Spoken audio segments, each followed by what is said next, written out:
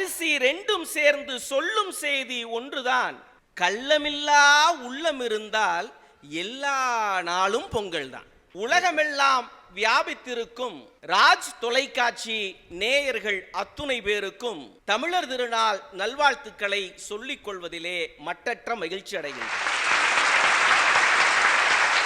முதல்ல யோகதர்ஷினி ஒன்னு சொன்னுச்சுமா, மேட்ரிமோனி இருக்கு, பார்த்தோனே நாங்க கட்டிப்போம். அன்னைக்கு இன்னைக்கு என்ன வித்தியாசம் தெரியுமா? அன்னைக்கு கல்யாணம் பண்றது கஷ்டம், டைவர்ஸ் ஆகிறது எப்படி இருந்துச்சு? இன்னைக்கு கல்யாணம் பண்றது ஈஸி, டைவர்ஸ் வாங்கிறது ஈஸி. லட்சுமி நாராயண பாத்தீங்க, நான் மிகப்பெரிய சாஃப்ட்வேர் இன்ஜினியர். ஊருக்கு வந்தாப்ல கிராமத்துக்கு, தாத்தா தோட்ட வேலை பார்த்துக்கிட்டு இருந்தார். லட்சுமி நாராயணன் போய் கேட்டாப்ல, தாத்தா தாத்தா என்ன பண்ற? நான் தோட்ட வேலை பார்த்துட்டு இருக்கேன்டா பேராண்டி. அப்படியா? இந்த மரத்துக்கு அமோனியம் சல்பேட் போடுவியா? போட மாட்டேன்டா, ஆட்டு புழுக்க தான்டா போடுவேன். சோடியம் சல்பேட் போடுவியா? போட மாட்டேன்டா, மாட்டுச்சாணம் தான்டா போடுவேன். போ தாத்தா, அமோனியம் சல்பேட் சோடியம் பாஸ்பேட் ரெண்டையும் கலந்து போடு. இப்ப காய்க்கிறத விட தேங்காய் 50 கூட காய்க்கும். காய்க்காதுரா? காய்க்கும். காய்க்காதுரா? ஏன் காய்க்காது? இது தென்னை மரம் இல்லடா, இது கொய்யா மரம்டா. அப்புறம் வரிசைப்படுத்துறாருங்க, பிரவுசர் டவுசர். என்னையா நான் வரிசைப்படுத்தட்டுமா? நாய் நம்மளை பாதுகாத்துச்சுன்னா அது கலனி வாழ்க்கை. நாய நாம பாதுகாத்தோம்னா அதுதான் கணினி வாழ்க்கை. சாப்பிட்டோன்னு சாப்பிட்டது செரிக்கிறதுக்கு வெத்தலை பாக்கு போட்டா கலனி வாழ்க்கை. பீடா போட்டு வாயு புண்ணா போனா அது கணினி வாழ்க்கை. மருதாணி போட்டு அழகா எங்க பெண்கள் இருந்தாங்கன்னா அது கலனி வாழ்க்கை. மெகந்தி போட்டு கையை பார்க்கறதுக்கே கொடூரமா இருந்துச்சுன்னா அது கணினி வாழ்க்கை. மஞ்ச பையை எடுத்துக்கிட்டு என் கடைசி விவசாயி வேகமா போனான்னா அது கலனி வாழ்க்கை. பாலித்தீன் பையை எடுத்து இந்த சமுதாயத்தை கெடுத்தா அது கணினி வாழ்க்கை. உதவிக்கு மிதிவண்டி வச்சிருந்தா எங்க கலனி வாழ்க்கை. உடம்ப குறைக்கிறதுக்கு மிதிவண்டி வச்சிருந்தா கணினி வாழ்க்கை. கோடு போட்ட வட்டாபட்டி அன்றாயிரம் போட்டுட்டு என் விவசாயி ரோட்ல போனான்னா அது கலனி வாழ்க்கை. உள்ளாடை தெரிகின்ற அளவிற்கு நீங்க ஜீன்ஸ் பேண்ட் போட்டுட்டு ஒரு பையன் போனான்னா அது கணினி வாழ்க்கை. இன்னும் ஒரு படி மேல சொல்லட்டுமா? கிழிஞ்ச ஆடைய கூட நிம்மதியா உடுத்திட்டு போனான்னா அது கலனி வாழ்க்கை. நல்லா இருக்கிற ஆடைய கிழிச்சுக்கிட்டு போனான்னா அது கணினி வாழ்க்கை.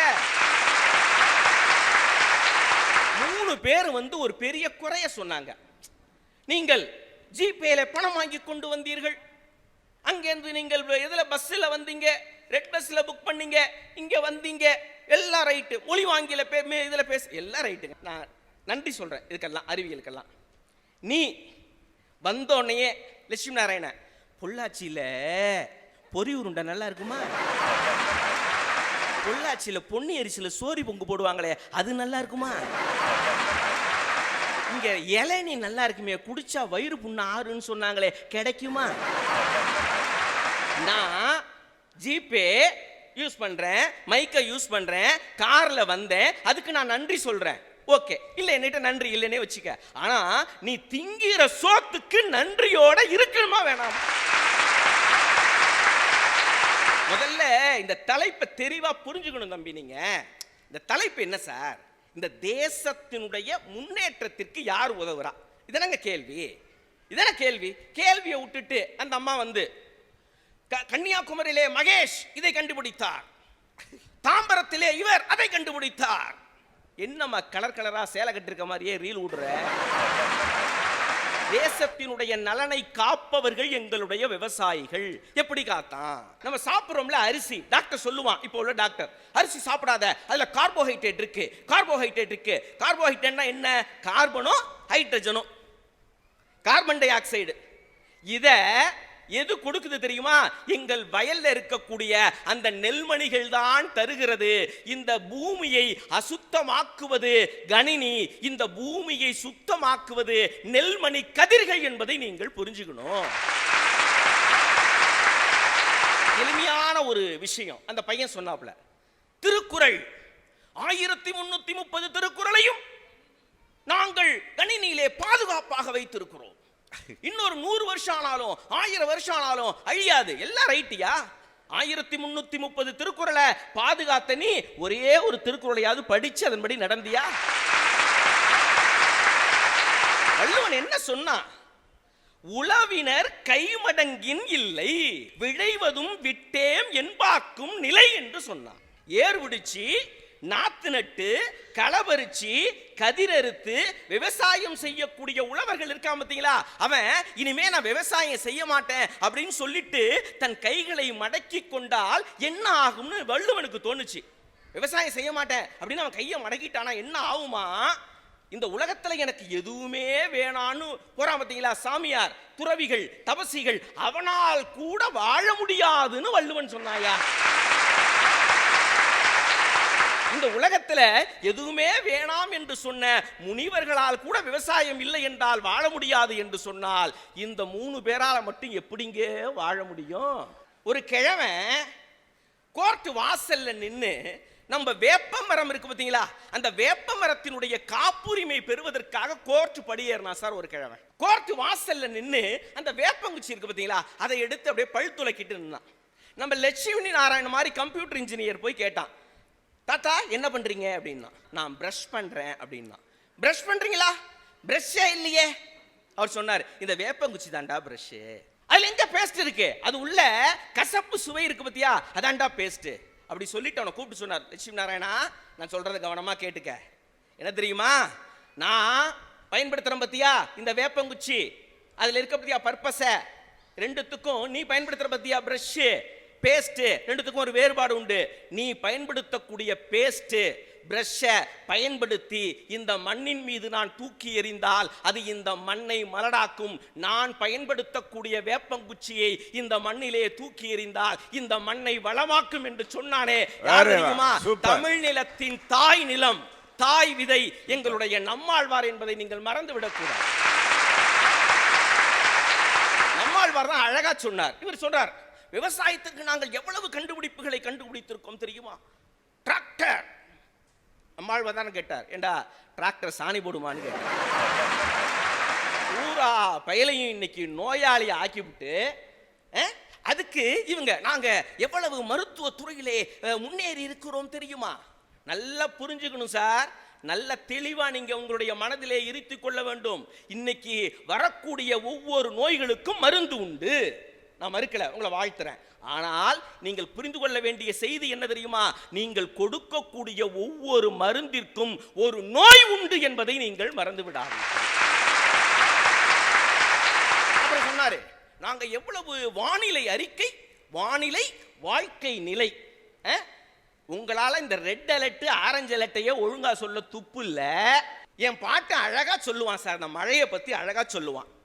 தவளை கத்தினால் மழை, ஈசல் பூத்தால் அடைமழை, தும்பி வறந்தால் தூரத்தில் மழை, மார்கழி மழை மண்ணுக்கு உதவாது, தை மழை நெய் மழை, எறும்பு ஏரில் பெரும்புயல்.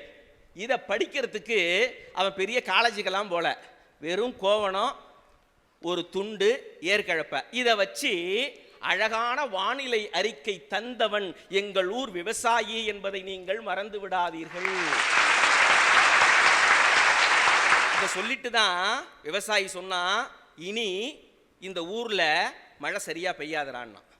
என்னங்க இப்படி சொல்றீங்கன்னா, ஆமாப்பா நீங்க பூரா மரத்தையும் வெட்டி போட்டுட்டீங்க, மழை எப்படி பெய்யும்? மழை பெஞ்சா எப்படி தெரியுமா பெய்யும்? புயல் மழையாகத்தான் வரும். பெஞ்சா 3 மாதம் நிறைவாக பெய்யாதான், இனிமேலுக்கு பெஞ்சா ஒரே நாள்ல பெஞ்சிட்டு போயிடுமா. என்னடா காரணம்னா, நீதான் மரத்தை வெட்டிட்டியே. என் கவிஞன் சொன்னானே, உண்ண கனி ஒதுங்க நிழல் அடைக்க கதவு ஆட தூழி தடவ தைலம் எரிக்க விறகு எழுத காகிதம், மரம்தான் மரம்தான் எல்லாம் மரம்தான், மரம்தான் மரம்தான் இந்த மனிதன் மரம்தான் என்று சொன்னானே. புத்தனுக்கு ஞானம் வந்தது போதி மரத்தடியில் சொல்லுவாங்க. உங்களுக்கு உங்களுக்கு ஞானம் வர வேண்டும் என்றால் போதி மரம் வேணாங்க, போதிய மரம் நட்டால் கூட போதும் என்று தான் அந்த மேடையில் நான் சொல்றேன். சார், இவங்களுக்கு எங்களுக்கு என்ன தெரியுமா வித்தியாசம்? நாங்க கலனி, அவங்க கணினி. இனிமே நாங்க எங்களை கலனின்னும் அவங்கள கணினின்னும் கூப்பிடக்கூடாது. நாங்க விவசாயி, அவங்க வியாபாரி. இந்த மழையை விவசாயிகளாகிய நாங்கள் பார்ப்பதற்கும் விஞ்ஞானிகள் பார்ப்பதற்கும் வித்தியாசம் உண்டு. இந்த 3 பேரும் தான் வில்லேஜ் விஞ்ஞானிமோ. முதல் நாள் மழை பெய்யுங்க, முதல் நாள் மழை பெய்யும், விவசாயி ஆஹா மழை பெய்யுதுடா. 2ஆம் நாள் கனமழை பெய்யும், அப்ப விவசாயி சொல்லுவான் ஆத்துல தண்ணி வந்துருண்டாமா. இவங்க முதல் நாள் மழை பெய்யும், மழையா. 2வது நாள் கனமழை, வீட்டுக்குள்ள தண்ணி வந்துடும். என்னையா வாழ்க்கை? இவங்களை பார்த்து எனக்கு என்ன தெரியுமா கோபம்? விவசாயத்திற்கு மழை இல்லை என்று சொன்னால் வருத்தப்படும் நாங்கள் எங்கே? விவசாயத்திற்கு மழை இல்லை என்று சொன்னால் வருத்தப்படும் நாங்கள் எங்கே? விரும்பி பார்க்கக்கூடிய கிரிக்கெட் மேட்சுக்கு இடையில மழை வந்துட்டா அந்த மேட்சை பார்க்க முடியலையேன்னு வருத்தப்படக்கூடிய நீங்கள் எங்கே? என்னென்னமோ கண்டுபிடிச்சிருக்கோம்னு சொல்லி வரிசையா லிஸ்ட் கொடுத்தார். நான் ஒரு லிஸ்ட் கொடுக்குறேன் சார். நமக்கு ஆண்டவன் அற்புதமான ஒரு வாழ்க்கையை கொடுத்தான். இந்த கணினி, அறிவியல், விஞ்ஞானம் எது வேணாலும் வச்சுங்க, இதை உடைச்சி சுக்குநூறா போட்ட படுபாவிகள் கூட்டம் நீங்க.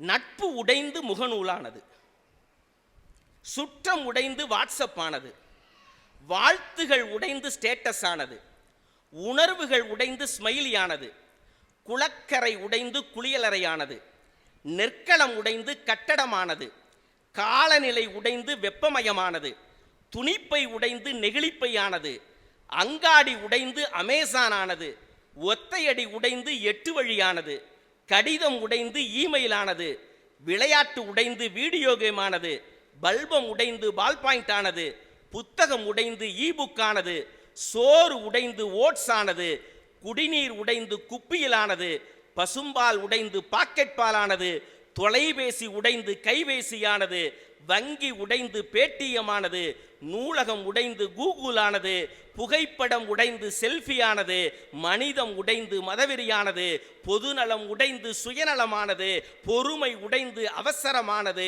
ஊடல் உடைந்து விவாகரத்தானது, காதல் உடைந்து காமமானது, மனிதம் உடைந்து விலங்காயானது. விவசாயம் வாழ வேண்டும், விவசாயி ஆழ வேண்டும். கடவுள் இறங்கி வந்தாலும், அவருக்கு சேர்த்தே சொல்றேன், கடவுள் இறங்கி வந்தாலும், ராக்கெட் விண்ணில் பறந்தாலும், பசிக்கு இவன்தான் பலகாரம், பசிக்கு இவன்தான் பலகாரம், மண்ணுக்கு இவன்தான் ஆதாரம் என்பதை நீங்கள் புரிந்து கொண்டால் இந்த உலகம் நிச்சயமாக சொர்க்கமாக இருக்கும் என்று சொல்லி, எல்லா நாளும் கலனிதான் தலைப்பில் ஒரு அழகான ஒரு வார்த்தை கொடுத்திருக்காங்க. கணினியை கை தழுவ வேண்டுமா என்று சொல்லி இருக்கிறீர்கள். இன்று முதல் கணினியை கை தழுவ வேண்டாம், கை கழுவி விடுங்கள். நன்றி, நல்வணக்கம்.